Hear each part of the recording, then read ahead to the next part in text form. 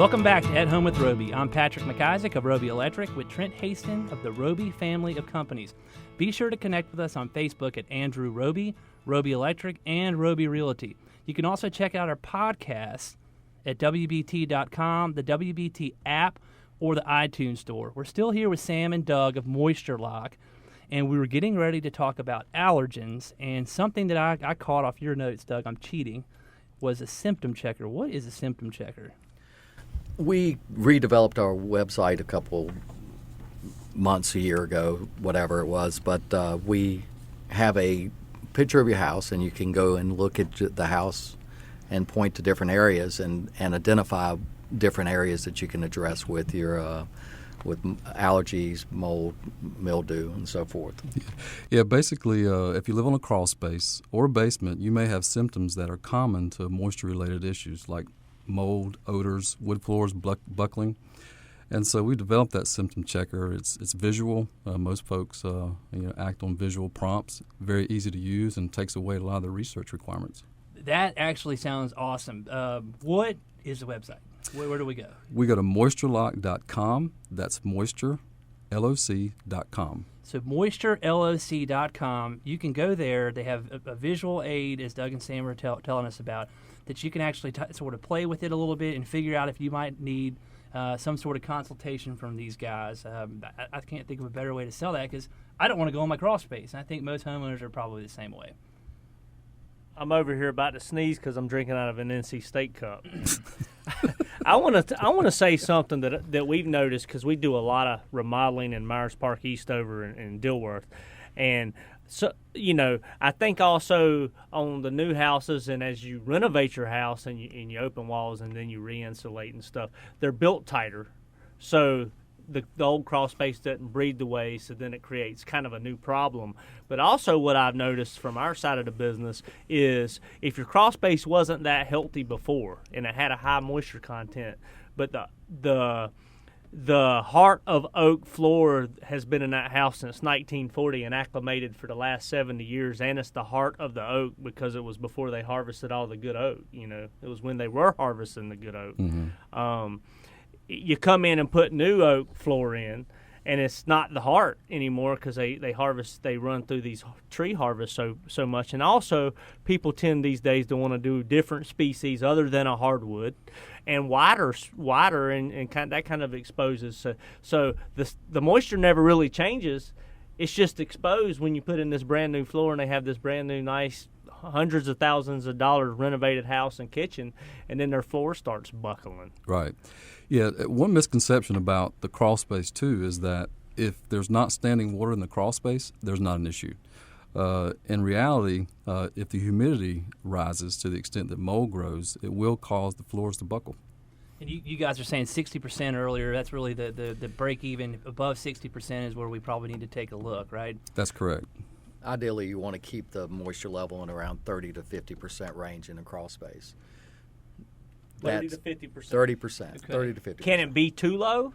It can be too low. You can get dry rot as well as wet So that's rot. where dry rot comes from. Correct. Well, when you hit the floor joist and it turns into dust, correct? That's the issue. You mean that's a problem? I was unaware. And I said earlier I was scared to go to the crawl space.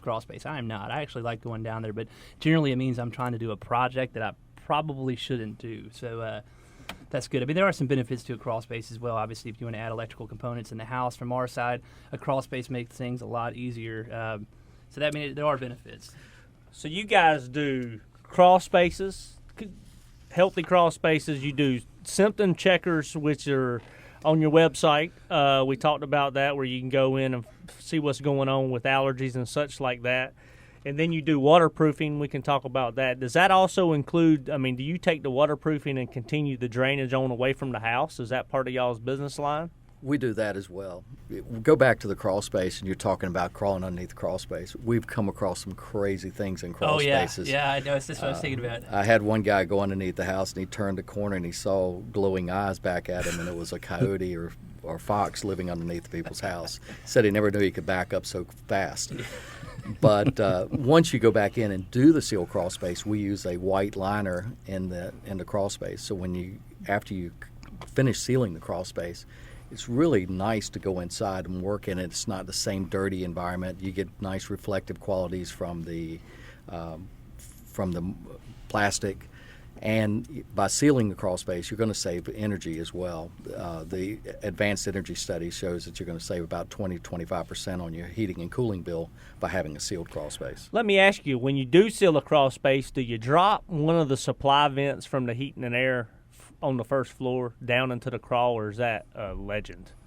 You should do that. And we also recommend putting a humidifier in there to make sure you're controlling the environment as well. So in theory, you put this nice seal on the crawl, you clean it up, you get all the crap out of the crawl space, and then you throw just some conditioning down there. And because it's under the heated and cooled part of the house, it holds better, and it gives you a great R value below the house. That's right, Trent. And that dehumidifier maintains a constant humidity level, so you don't have to worry about that problem. And I'm assuming that the dehumidifier has an alarm on it.